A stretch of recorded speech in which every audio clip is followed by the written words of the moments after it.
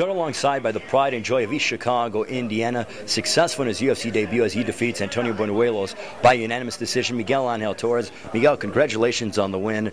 You got inside the octagon for the very first time. How did it feel? First of all, it's not my first time in the octagon. I've been in a cage my whole life. Oh, okay, but your first time inside the UFC octagon? You know, I didn't feel any different. You know, I went out there and I fought a smart fight. You know, I worked on a game plan for the past 2 months, and the crowd didn't like it, but you know, I gotta do what's right for me and for my body and for my career, and that's what it was, to fight a smart fight.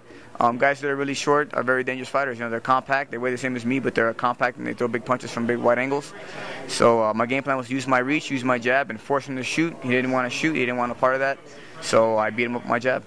Now, he really just was not able to solve your puzzle. Was the game plan to come along and just jab him and jab him and jab, because his face looked very red and looked beat up just from the jab alone? I mean, that was the game plan, you know, just to frustrate him and use my reach to keep him at bay.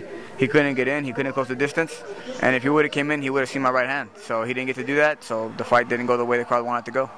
Now, when you hear something like that, I mean, I have never in my years of covering you locally at the Hammond Civic Center or in the WEC have heard the boos. Did it get to you a little bit, or is it just like another day at the office? No, another day at the office. You know, the crowd didn't like it, but that's the way it goes sometimes. You know, you can't always go out there and go get some glory. The old style, the old Miguel Torres would have heard boos, and I would have went crazy and tried to finish the fight however necessary. But when I fought Bowles and hurt him and chased him, I got knocked out. And against Benavidez, I didn't have a game plan. I got cut open and submitted. So, you know, from experience, you know, you learn a lot. And I learned to fight smart and use a game plan, and that's what I did. How much have you grown with Firas Zahabi? This is your second fight with him. You're 2 for 2. I mean, how happy are you at TriStar in Montreal? I'm very happy. You know, I think it's a great camp. I'm training a lot smarter. I'm not hurt anymore. I'm coming out, and I'm like, from fights, I'm not hurt. My last 2 fights, I came out unscathed, untouched, and I can go back to training right away. So for me, I'm very happy. And, you know, a win is a win, and I'm going to come out, you know, victorious.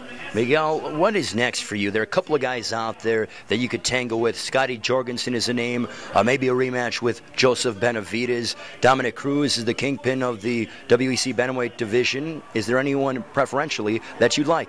Whoever Dana White and Joseph want to put in front of me, or it's going to be who I'm going to fight. You know, I don't call anybody out. I do my job. I train for my fights, and I fight who they put in front of me. You know, I never say no to a fight, so whoever they want me to fight. There was a lot of buzz in your hometown of East Chicago. A lot of people within Northwest Indiana and the entire area, the Chicago area, were excited about your UFC debut. There were parties going on, and there are a lot of people excited about it. What would you like to tell your hometown fans? I want to thank you guys for all the support. I'm coming home, so hopefully we get to celebrate when I get back, and I'll see you at the gym. Some tacos along the way, Miguel? Some tacos and a little bit of tequila, for sure. Miguel, greatly appreciate the time. Congratulations on your UFC debut victory. Thank you very much. I appreciate it. Miguel Torres, the pride and joy of East Chicago, Indiana, joining us.